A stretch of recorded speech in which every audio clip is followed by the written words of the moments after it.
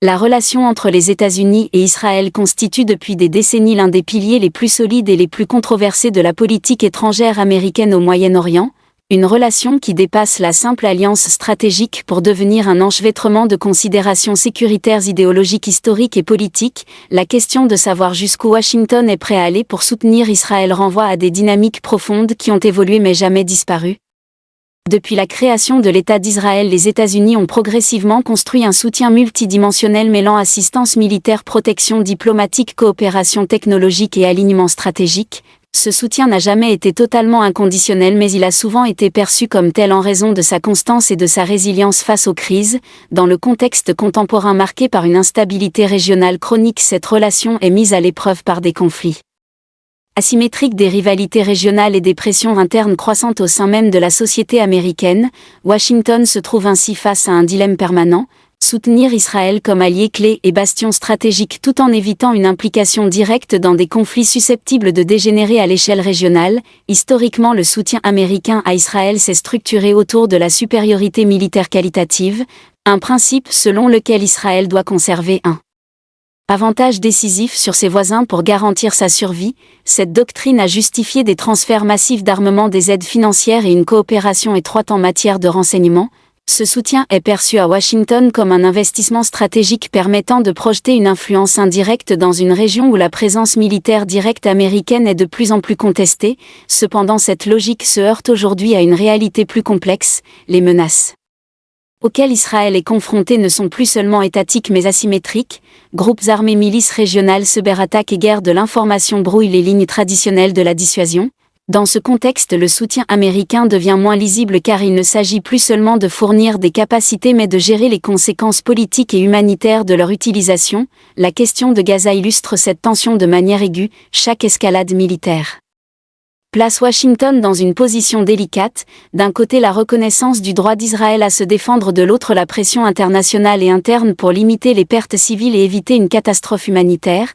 Les États-Unis utilisent alors leur influence diplomatique pour tenter de modérer l'intensité des opérations tout en bloquant ou en atténuant les initiatives internationales jugées hostiles à Israël. Cette posture ambivalente nourrit l'accusation d'un double discours: soutien affirmé mais encadrement discret, ce qui alimente la méfiance de certains acteurs régionaux et la frustration d'une partie de l'opinion publique américaine. La question iranienne constitue un autre axe central de cette relation. Pour Israël, l'Iran représente une menace existentielle en raison de son programme nucléaire et de son soutien à des acteurs hostiles dans la région. Washington partage en grande partie cette analyse mais diverge sur les moyens. Les États-Unis ont oscillé entre pression maximale, diplomatie conditionnelle et tentative d'accords multilatéraux. Israël a souvent perçu ces fluctuations comme des signaux d'incertitude. La question jusqu'où ira Washington se pose alors en termes de lignes rouges. Les États-Unis sont-ils prêts à soutenir une action militaire israélienne contre les installations nucléaires iraniennes ou à intervenir directement en cas d'escalade majeure? Officiellement, Washington privilégie la dissuasion et la diplomatie, mais il maintient une présence militaire régionale capable de répondre rapidement. Cette ambiguïté stratégique vise à décourager l'Iran tout en évitant un engrenage incontrôlable. Cependant, elle laisse Israël dans une zone d'incertitude qui alimente des stratégies d'action préventive. Sur le plan régional, le soutien américain à Israël s'inscrit aussi dans une reconfiguration plus large des alliances. Les accords de normalisation entre Israël et plusieurs États arabes ont été encouragés par Washington comme un moyen de stabiliser la région et de contenir l'influence iranienne. Cette dynamique a renforcé la position d'Israël, mais elle a aussi déplacé le centre de gravité de la question palestinienne, reléguée au second plan au profit d'une logique de sécurité collective. Washington a soutenu cette évolution, considérant qu'une intégration régionale progressive d'Israël pourrait à terme réduire les tensions, mais cette approche comporte des risques. En marginalisant la question palestinienne, elle alimente un ressentiment durable qui peut ressurgir sous des formes plus radicales. Les États-Unis se retrouvent alors à gérer les conséquences d'un équilibre fondé sur la stabilité apparente plutôt que sur une résolution des causes profondes. Sur le plan intérieur américain, la relation avec Israël est de plus en plus politisée. Si le soutien bipartisan demeure fort, il est désormais traversé par des clivages générationnels et idéologiques. Une partie croissante de l'opinion publique et de la classe politique questionne la nature et les limites de ce soutien, notamment lorsque les actions israéliennes entrent en tension avec les valeurs démocratiques et humanitaires que Washington affirme défendre. Cette évolution ne remet pas en cause l'alliance, mais elle introduit des contraintes nouvelles. Les administrations américaines doivent désormais composer avec une base politique moins homogène et plus critique, ce qui limite la marge de manœuvre pour un soutien perçu comme inconditionnel. La question jusqu'où ira Washington ne peut donc être dissociée de cette transformation interne. Le soutien à Israël reste un élément structurant de la politique étrangère américaine, mais il est désormais soumis à une exigence de justification accrue. Sur le plan stratégique global, les États-Unis doivent également arbitrer entre leur engagement au Moyen-Orient et leurs priorités ailleurs dans le monde. La compétition avec la Chine et la Russie mobilise une part croissante de l'attention et des ressources américaines. Dans ce contexte, Washington cherche à éviter un enlisement au Moyen-Orient tout en maintenant un équilibre favorable. Le soutien à Israël est perçu comme un moyen de déléguer une partie de la gestion sécuritaire régionale à un allié fiable, mais cette délégation a ses limites. Si un conflit majeur éclate impliquant Israël et plusieurs acteurs régionaux, les États-Unis pourraient être entraînés malgré eux en raison de leurs engagements politiques et militaires. Cette perspective explique la prudence américaine face aux escalades et l'insistance sur la coordination étroite avec Israël. Jusqu'où ira Washington dépendra donc de la nature de la menace.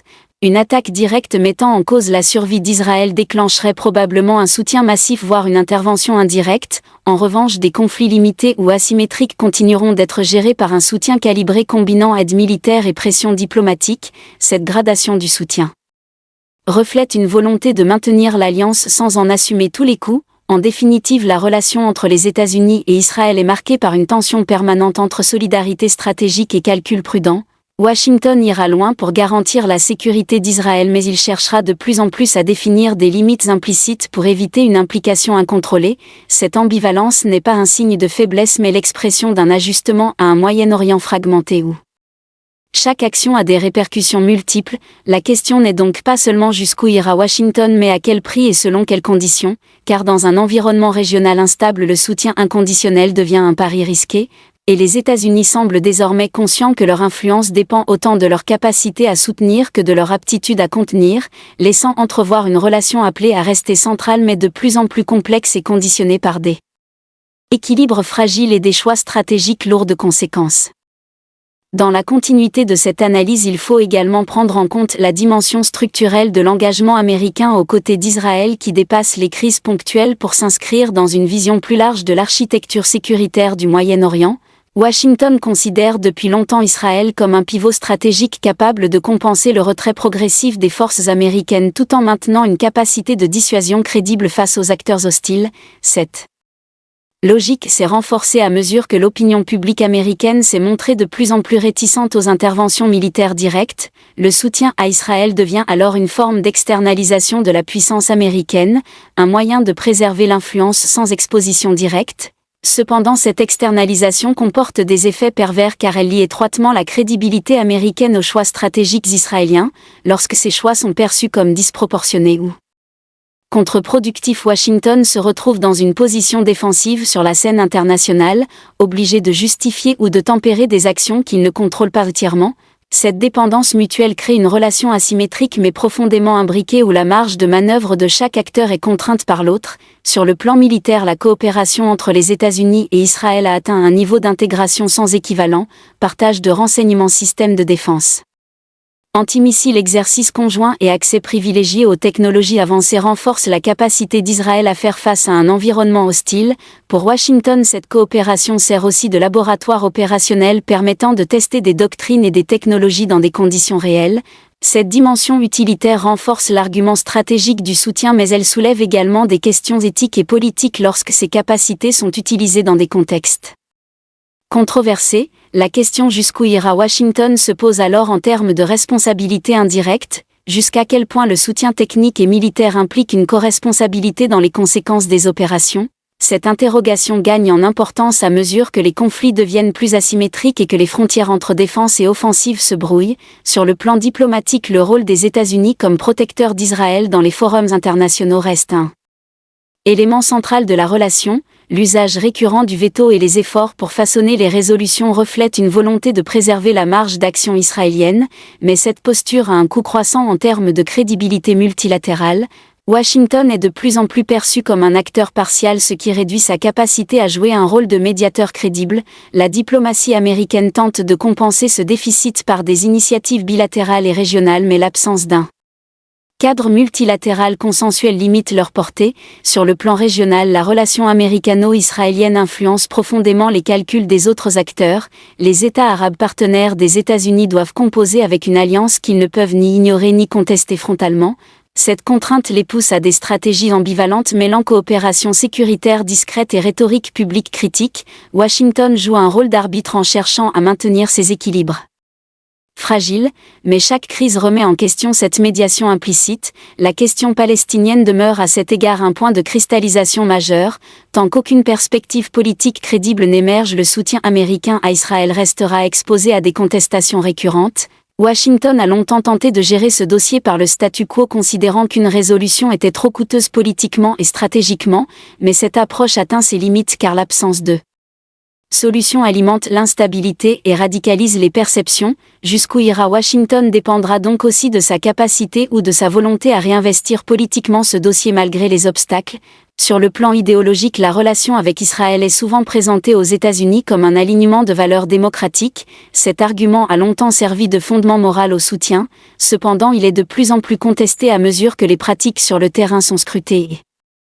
Comparée aux standards internationaux, cette tension entre valeurs proclamées et réalités perçues fragilise le consensus interne. Washington se retrouve alors à défendre une alliance stratégique tout en ajustant son discours pour répondre aux critiques. Cette gymnastique rhétorique révèle les limites d'un soutien fondé à la fois sur des intérêts et des valeurs lorsque ces deux dimensions entrent en contradiction. Sur le plan géopolitique global, enfin, l'engagement américain aux côtés d'Israël est observé attentivement par les grandes puissances rivales. La Russie et la Chine exploitent les contradictions américaines pour renforcer leur influence régionale en se présentant comme des acteurs alternatifs moins normatifs. Washington doit donc intégrer cette dimension de compétition systémique dans sa gestion de l'alliance. Jusqu'où ira Washington dépendra aussi de sa capacité à préserver sa position sans offrir trop de prise à ses concurrents. Cette équation devient de plus en plus complexe dans un Moyen-Orient multipolaire où les alignements sont fluides et les loyautés conditionnelles. En définitive, la relation entre les États-Unis et Israël ne peut être réduite à une simple question de soutien ou de limite. Elle est le produit d'un enchevêtrement de calculs stratégiques, de pressions politiques internes et de dynamiques régionales en constante évolution. Washington ira loin pour préserver cette alliance car elle reste un pilier de sa présence au Moyen-Orient, mais il cherchera de plus en plus à calibrer ce soutien pour éviter un coût excessif en termes de stabilité régionale et de crédibilité internationale.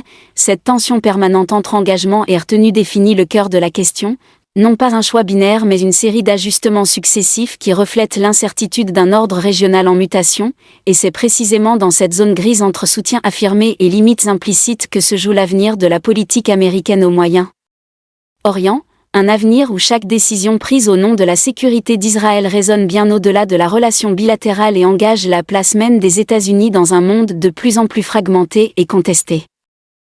Dans la poursuite de cette réflexion, il apparaît également que la relation entre les États-Unis et Israël fonctionne comme un baromètre de l'évolution plus large de la stratégie américaine au Moyen-Orient. Chaque ajustement, chaque déclaration, chaque livraison d'armes ou appel à la retenue révèle les arbitrages complexes opérés à Washington entre puissance, responsabilité et prudence stratégique. L'un des éléments les plus déterminants réside dans la gestion du risque d'escalade régionale. Le soutien américain à Israël vise autant à renforcer sa capacité de dissuasion qu'à prévenir des actions unilatérales susceptibles d'entraîner une guerre élargie. Cette logique paradoxale conduit Washington à soutenir militairement tout en cherchant à influencer discrètement les choix opérationnels. Cette influence est réelle mais limitée car Israël conserve une autonomie stratégique fondée sur sa perception propre des menaces existentielles. Cette divergence de perception constitue l'un des point de friction majeur de la relation. Pour Washington, la stabilité régionale est un objectif central même imparfait. Pour Israël, la survie et la dissuasion priment sur toute autre considération. Cette asymétrie explique pourquoi les États-Unis peuvent tolérer des actions qu'ils désapprouvent sans pour autant rompre le soutien. Sur le plan des opinions publiques, cette dynamique est de plus en plus visible. Les images de conflits et de destruction circulent instantanément et alimentent des débats internes intenses aux États-Unis.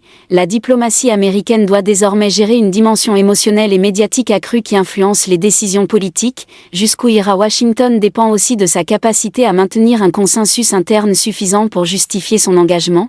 Ce consensus n'est plus automatique, il doit être construit et défendu face à des critiques croissantes. Cette évolution marque une rupture par rapport aux décennies précédentes où le soutien à Israël était largement incontesté dans le débat public. Sur le plan institutionnel, cette pression se traduit par des débats au Congrès, des conditionnalités potentielles sur l'aide militaire et des interrogations sur la conformité du soutien américain avec le droit international.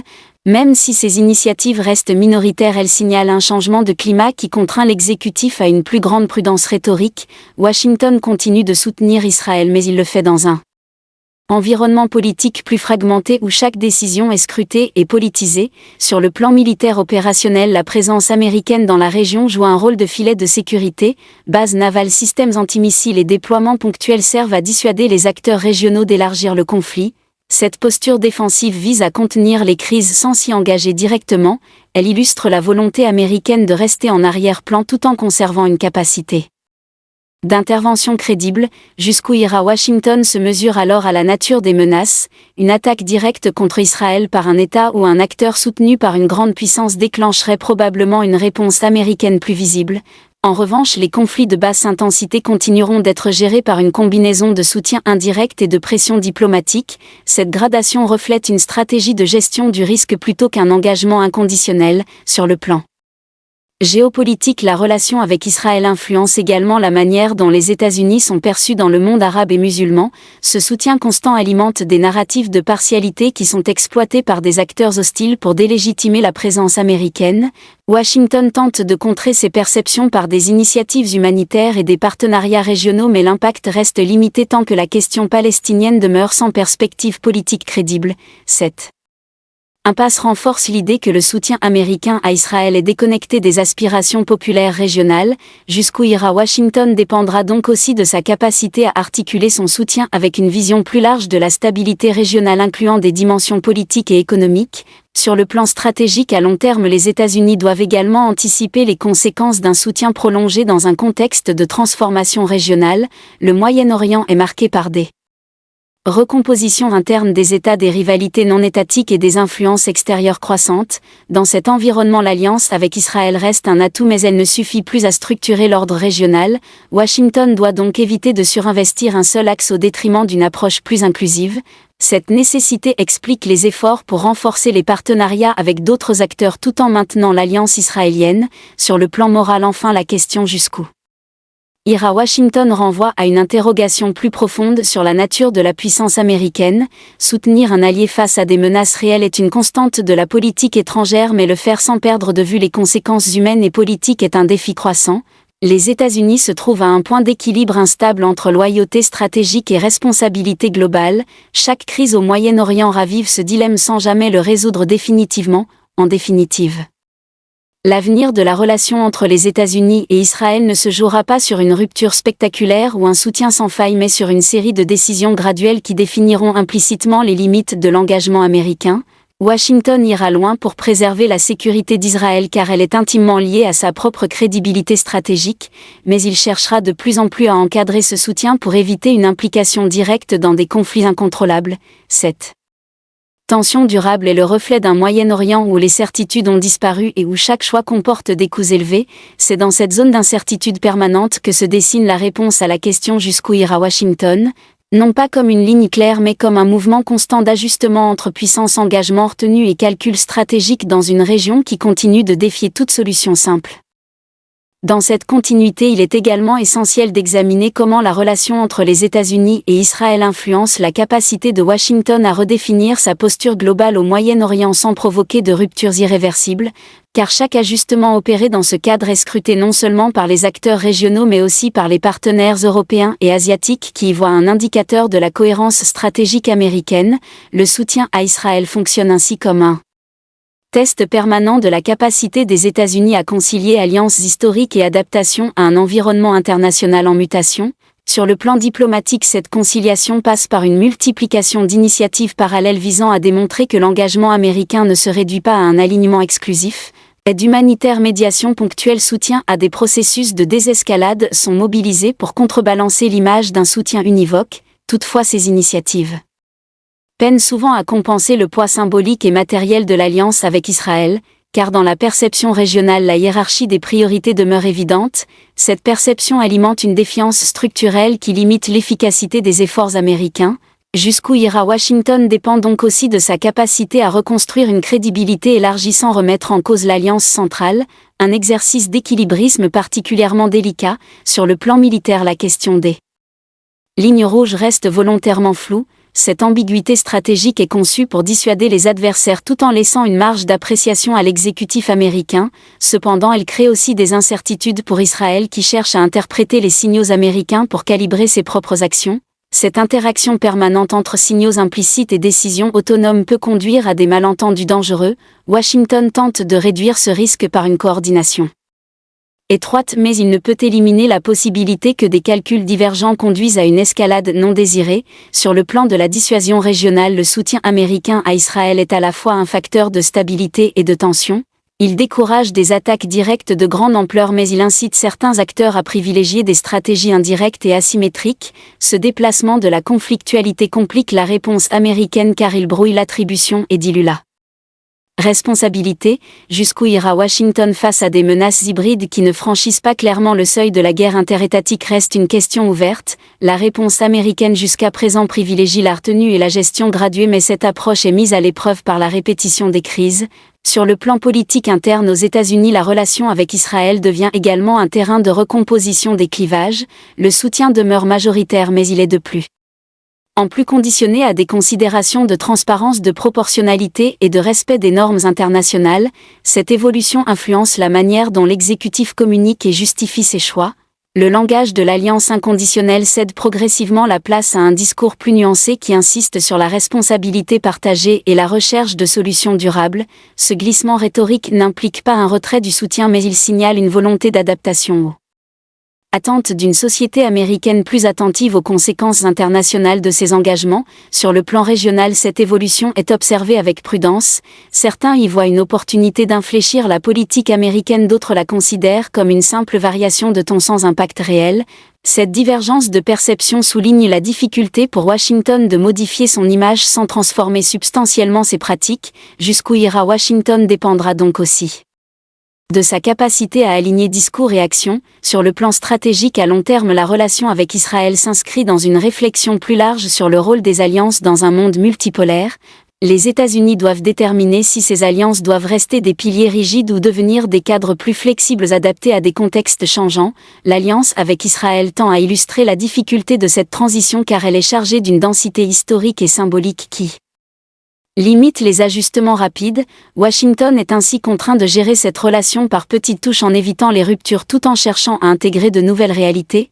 Sur le plan moral et normatif enfin, la question jusqu'où ira Washington renvoie à une interrogation persistante sur la capacité des États-Unis à exercer une influence responsable, soutenir un allié face à des menaces réelles tout en cherchant à limiter les souffrances civiles et à préserver un minimum de cadre juridique constitue un défi constant. Chaque crise remet en lumière cette tension sans la résoudre.